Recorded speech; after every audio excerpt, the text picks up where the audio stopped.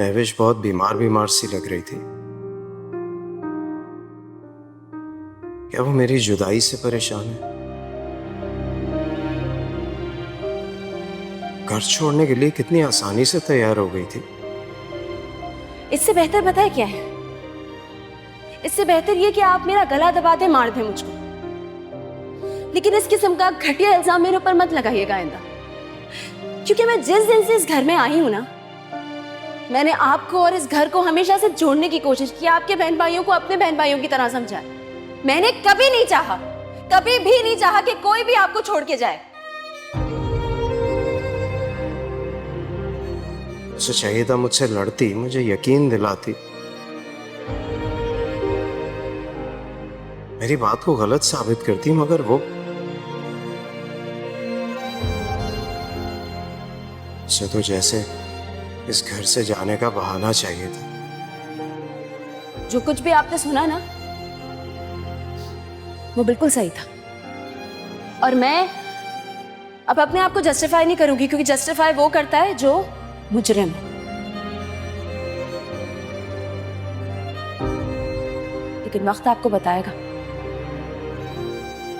जरूर बताएगा कि सच क्या था, और आप उस दिन पछताएंगे, और पछतावे के अलावा कुछ बचेगा नहीं आपके पास।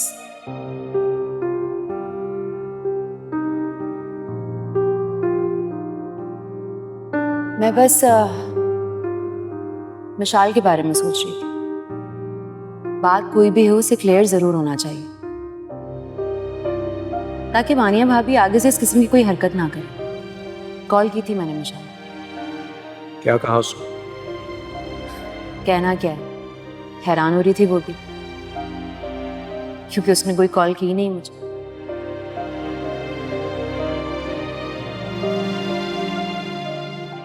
महविश, बहुत बोरिंग हो गई हो तुम। बस काम से घर पर और घर से काम पर, ये भी कोई लाइफ है? लाइफ ही तो नहीं है। महविश ने ऐसा क्यों कहा? क्या मुझसे दूर रहकर वो दुखी है?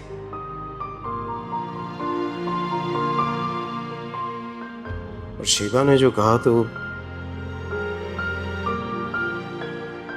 उसका तो यही मतलब है कि उसको इस घर से जाने का सदमा है।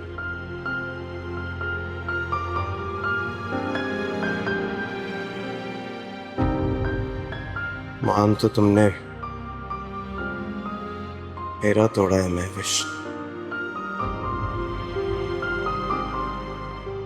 कहाँ चली गई हो? मैं तो आपके पास हूं कबीर।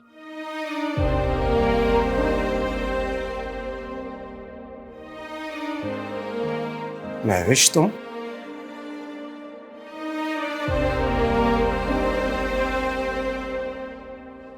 मैं जानता था कि तुम वापस आ जाओगी।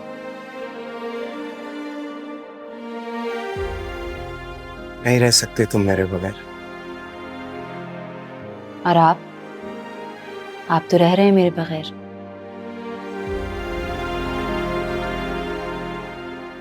ना ही फोन किया और ना लेने आए। तुम्हारे बगैर ये वक्त मैंने कैसे गुजारा है बता नहीं सकता।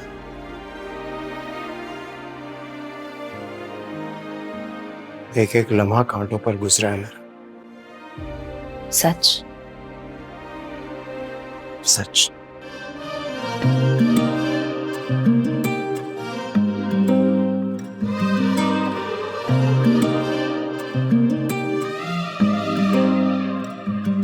मुस्कुराते लम्हों में जिंदगी को देखा है, ख्वाब से हकीकत तक हर खुशी को देखा है।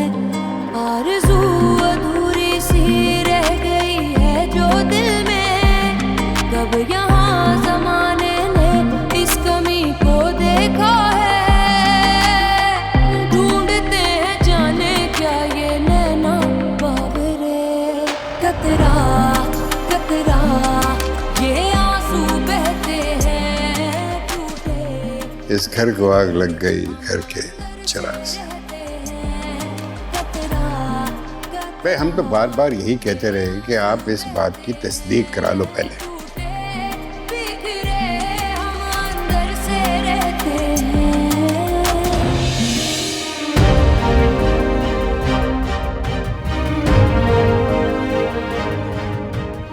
तस्दीक कराए बगैर किसी को इतना बड़ा इल्जाम लगाना बेटा अच्छी बात नहीं है। मुझे तो ये समझ में नहीं आता कि हमारा इतना समझदार बेटा वानिया जैसी साजिशी औरत की बातों पे कैसे यकीन करके बैठ गया।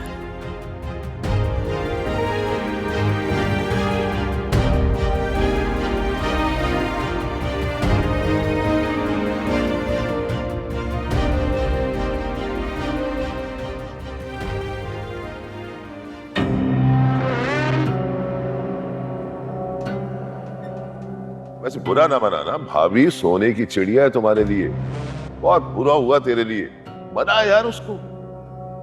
अभी भी बहुत कुछ हो सकता है, तू उनके घर जा, उसके भाई के पांव पकड़, गिड़गिड़ा के माफी मांग। भाभी तो बड़े नरम दिल की है यार, मान जाएगी। हाँ, क्या बिगाड़ा है मेरे भाई ने आपका? क्या नहीं किया मेरे भाई ने आपके लिए?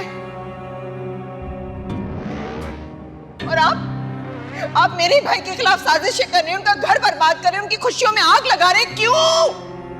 बस बंद करो। नहीं करूंगी बकवास बंद, बल्कि मैं चीख चीख के सबको बता दूंगी कि आपका असल चेहरा क्या है। आप कितने बड़े धोखेबाज और मक्कार इंसान हैं।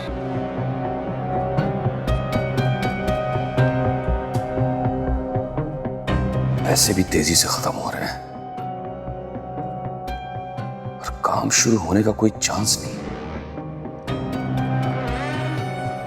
गुजारा कैसे होगा? यूटिलिटी बिल्स भी पड़े हैं। रेहान ठीक कहता है, मुझे किसी भी तरह फरिया से सुलह करनी होगी।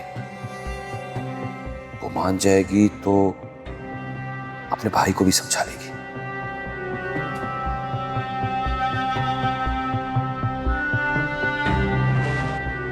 वरना बात ज्यादा ना बिगड़ जाए। वकील तक तो पहुंच ही गए हैं ये लोग।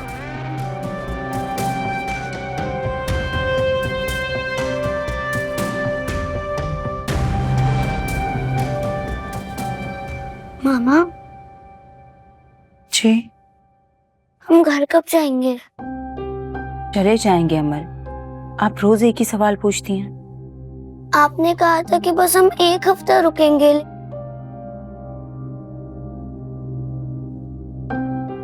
चले जाएंगे घर भी। मुझे पापा की याद आ रही है, वो भी नहीं आया कब से।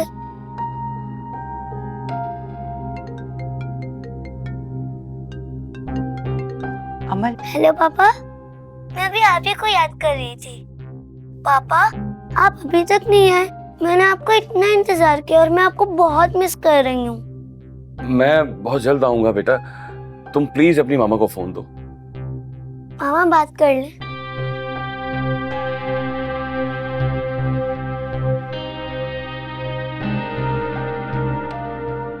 हेलो, कैसी हो फरी? फोन क्यों किया आप? मैं शौहर हूं तुम्हारा।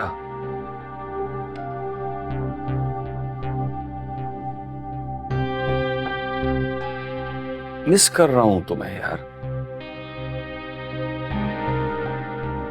इतने दिन हो गए तुम्हें यहां से गए हुए, अब आ भी जाओ यार, प्लीज मुझे माफ कर दो।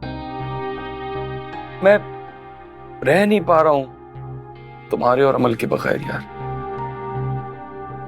बेहतर होगा अब भैया से बात कर लें। फरी, फरी भी